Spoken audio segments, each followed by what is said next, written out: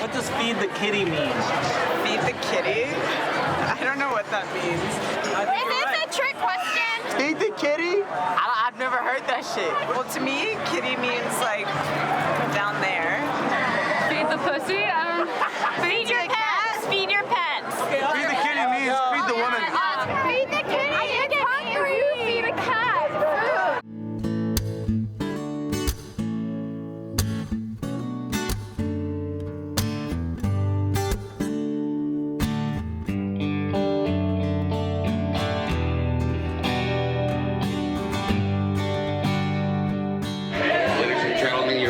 For just one moment, please. Several years ago, many of us heard a very special sound. A sound of peace, a sound of hope, a sound of love. That sound has recently traveled to the far reaches of Italy. The great Italian music reviewer Gino Reneghetti said that their concert at the Colosseum was the greatest sound emanating from those ancient walls since Luciano Pavarotti played there in 1995. Ladies and gentlemen, feed the kitty.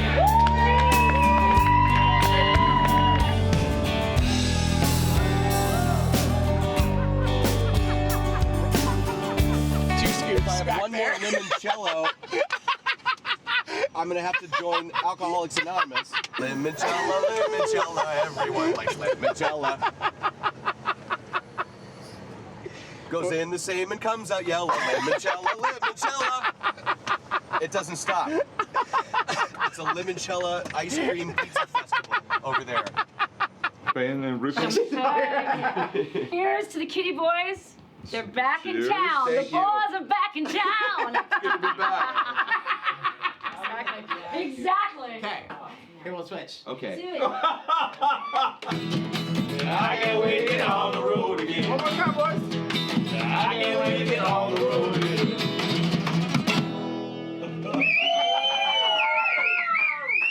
Feed the Kitty's a band that will play whatever you need. We do an open mic night, we do weddings, we do corporate events. I love weddings, as long as they're not mine. This guy saw us play at HT Grill. Yeah, and he saw us play at HT Grill and hired us for a wedding. That's usually how we get most of our weddings, because people are constantly getting married and then divorced and then remarried. One wedding got called off, what, 2 days before? Yeah, we had Still a wedding. got paid. Wedding called off 2 days before and still got paid. That's the best of both worlds on either side. Hi. Hey, How are you? good. How are you? Look gorgeous. Katie. Katie. Do you have an aisle song for us? Yes. Jeff asked you. We'll have just the right thing. For Everyone's like, do you have a song? I'm like, they'll have one. you. We got They'll you. have something. Yeah, you're good.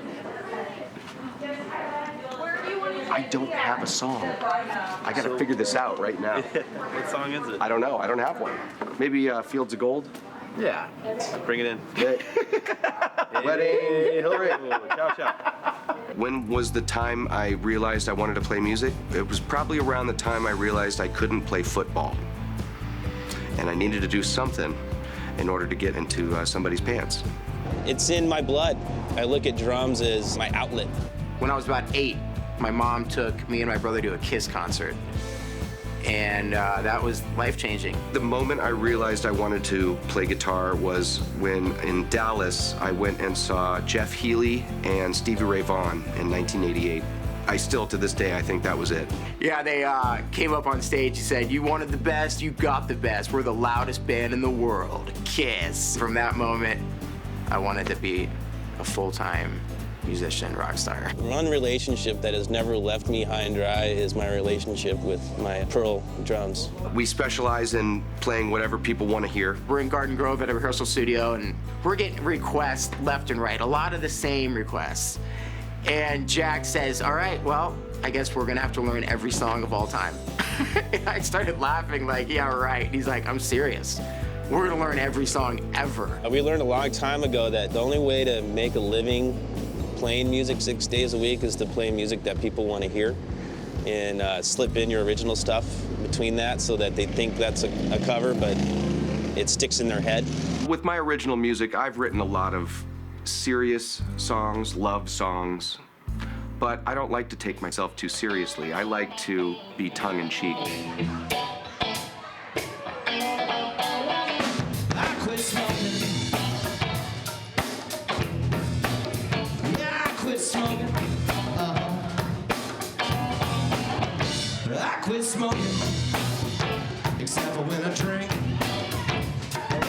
begins. When I'm hanging out with my friends. Yeah, I quit We think that there's a decent audience for our original stuff. I'm confident in the music. I think we have some great songs that should be on the radio. Our producer that did our last album died of brain cancer a couple years ago. We recorded a record with a producer named Baraka, who's worked with all kinds of people. Sting, Weezer, Tiffany, Chris Isaac, Coolio, I believe he worked with as well. Live and some others. So he was a main dude for kind of shaping us into, hey, if you want to be a band, try this. Finally, we had a coach. He could tell Jack not to play some chord, and Jack wouldn't play it for the first time. John said he retaught me how to play the drums. The last 2 songs he ever worked on was DNA and Where's All the Time Gone with Feed the Kitty. In May of 2008, we had just finished our album. Pretty much, we were poor, and we weren't playing that many shows. 1 or 2 pubs a month, maybe a random house party. We weren't interested in making money, and we're pushing our original music. We were signed to Sunset Productions, who paid for our album, and then they had no money to support it. We realized either it's not gonna happen, or if it doesn't, now what do we do? My dad offered me a job for him. He said, come home, you can live here. And literally I got off the phone and started bawling, thinking, wow, I could go home right now and make a bunch of money and live that lifestyle.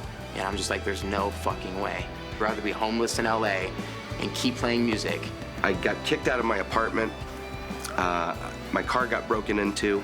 I was pawning off guitars to make, credit card bills. I remember calling Jack and saying, do you want to play every night? And I said, Jed, book it all.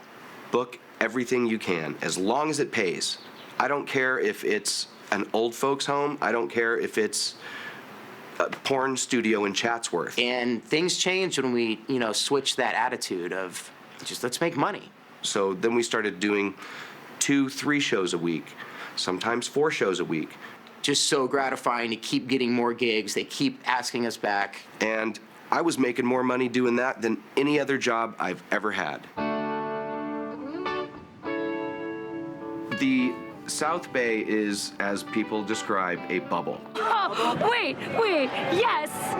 This is my bubble, man. Who told you about my bubble? It's like paradise. It's the most wonderful thing I think I've experienced in my life. People are real. They like to drink, and they like to party.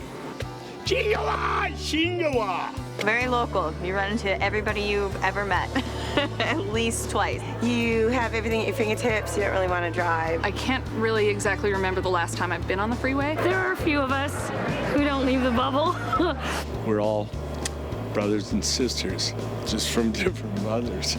Feed the Kitty is a soundtrack of the bubble. They have very much been the town band. In this little bubble of Redondo, you have very talented people. And there's a lot of great musicians down here, a lot of great music, and to be honest, I think it's better than anywhere else in Southern California.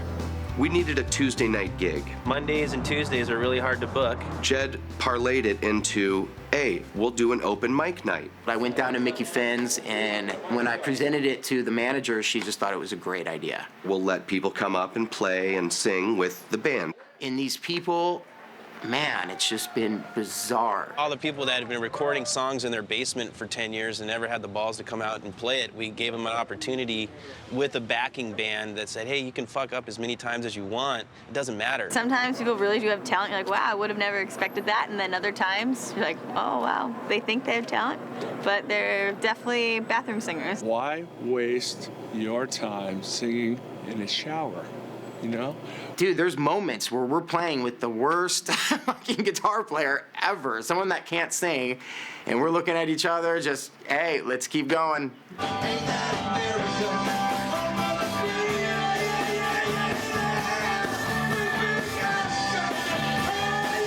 You start out in the key of A, but the guy's playing in the key of G. They're singing the chorus where the verse is. The only song I can sing is Tequila. It's only one word. I'm only the tambourine man. Everyone is so nice. You know, if somebody sucks and they get off the stage, everyone's clapping, good job, you know? But then again, you'll get the people coming up who kick ass. They draw some really talented people that are all about rock and roll.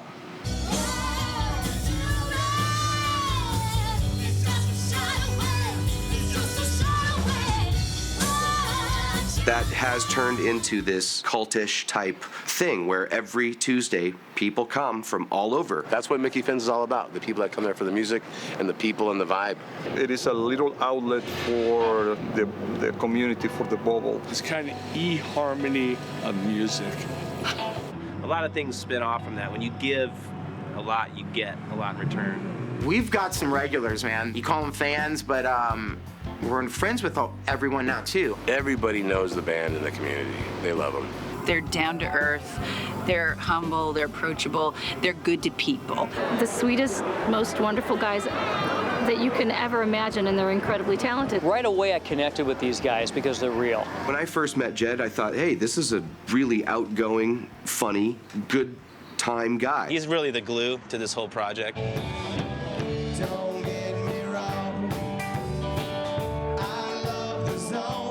I've played with tons of musicians now in LA, and Jack is incredible. He's got a gifted ear, perfect pitch, can tell you the chord progression of a song hearing it once.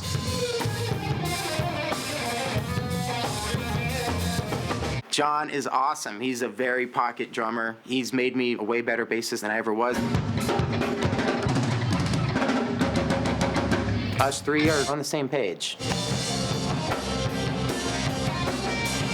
Just being around music is my religion. And Feed the Kitty is part of it. I've had people say that our band is therapeutic. Shortly after my wife died, I moved to Redondo Beach. And the first night I was here, it was open mic night. I started to come out here for a girl, and actually we were going to get married, and I was thinking about it anyhow. And I guess she got cold feet. I met the guys after my separation with the mother of my child, so I found myself very lonely. The only thing I really had left to do that really made me feel good was play my music. They gave me a chance to do that, and it happened at the right time. Now I have a very solid group of friends. The friendship is not really about the alcohol or the bar scene and all that. It's really about the music. It's been a tremendous part of my therapy to be able to forget about it all and be empowered by, the love that's coming my way. In the end, it is all about affecting people. That's the biggest reward for me. The power of music. The power of it? Oh my God. The outward expression of what's on the inside of me. You can express feelings, you can express anger, you can express fears, you can express hope. It's something that makes you forget. Everybody needs to forget something. I get to let stuff out that I never got to let out. Music is a release for me. Just pure beauty and joy and fun. It's the closest thing in this world to spirituality. Other than God, it's my second choice in life. If something is going to resolve issues between countries or issues between people or issues between lovers, it's going to be music. Well, I lie and I cheat and I steal and I curse and I take the Lord's name in vain. In the eyes of the world, there can be nothing worse, but I'm not the one to blame. It's my DIC rival, nucleic acid, blaming on my DNA. Everyone has it, so don't be afraid. It's how we're made. Making money playing music, that was our main goal. And we've achieved that. I feel like we've made it in our own sense. We are working musicians. I don't know many working musicians in LA that don't have another job. I can afford the lifestyle that I like, which basically is me watching Netflix and, surfing the internet. We're not rock stars, but we are rock and roll. It's not about being a rock star and making millions. It's about making music and having fun. I can't think of a better day waking up, playing a show, and going home and doing it the next day and the next day and the next day. As much as I love, what we're doing here, I would as well like to break out of the bubble. And if you don't set goals, then you're wasting your time. Ultimately, I want to play on big stages in front of big crowds. That was, one of my dreams. Sometimes people will ask me, because I played with a lot of famous musicians who've gone on to make it, and they'll ask me, hey, are you ever disappointed that you weren't the guy up there? And I always say, no. I've seen some of the people on top, and they're miserable fucks. I walk around with a smile on my face to the point where it pisses people off how happy I am. We're still here and making music and making a living at doing it, and people are still responding. I think that's the number one thing is response. If we're getting a good response from our audience, then we know we're doing something right. I've had the greatest life ever. I get to do exactly what I love to do, play music and hang out with beautiful women. Anybody got a request? It becomes a job when somebody requests something like Brown Eyed Girl or Freebird for the 1,000,000th time. Obviously, Freebird's, the main joke. I don't mind playing it. I kind of like it. He gets a little annoyed. I think deep down inside, that's his favorite song. I just try to have fun with it. One way is to make fun of the situation. Oh, really? You want to hear Freebird? Well, here's our tip jar. Freebird isn't free. You have a little fun with it, then you play their song for them, and they usually end up tipping you and having a good time, dancing, and then buying another drink at the bar.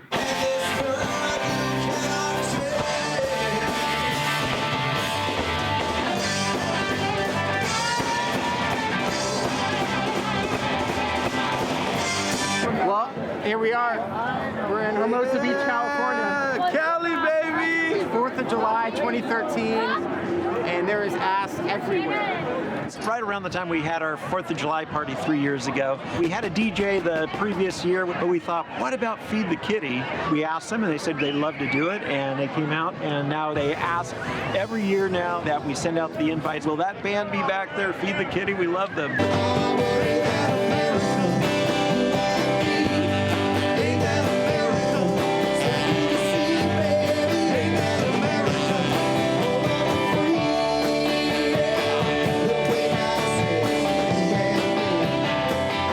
Feed the Kitty has got what it takes to make it, and I think the world is waiting for Feed the Kitty. This is the time for this band. The door opened up for them guys a good while ago, but I think the big door just opened up.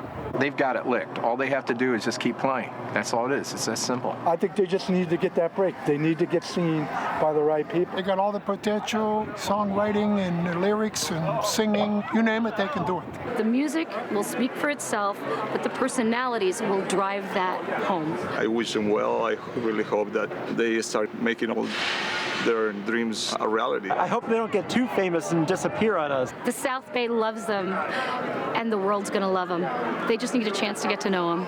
You gotta go for it. You have to live life with energy and not in fear. And I hope these guys go kick some ass. And hopefully some good-looking chicks will show up tonight. Here we are in Salerno, Italy, on the Amalfi Coast. It's one of the most beautiful places I've ever seen in my life. What are you sporting today, Jed? I don't know. I just feel so liberated. What is it? Let's go. Let's go. First one was real serious. Second one was real lame. It's all right, Jed. You just ruined the video. I mean, all this for nothing. And I want all rights to go to homeless dogs and cats. We got 3 white guys playing funk music. It's weird. Are we filming? Oh, is that the... Yeah. And she fed the kitty? Yeah. Life's not that shitty. It's a nice little ditty. You're pretty witty. Yeah, I talked to Smitty. Oh, Smitty from U of A. Oh yeah, what city? I think it's Kansas City. What a pity. Feed the Kitty means Shashinga. Shabiwa! Stop the filming, cut!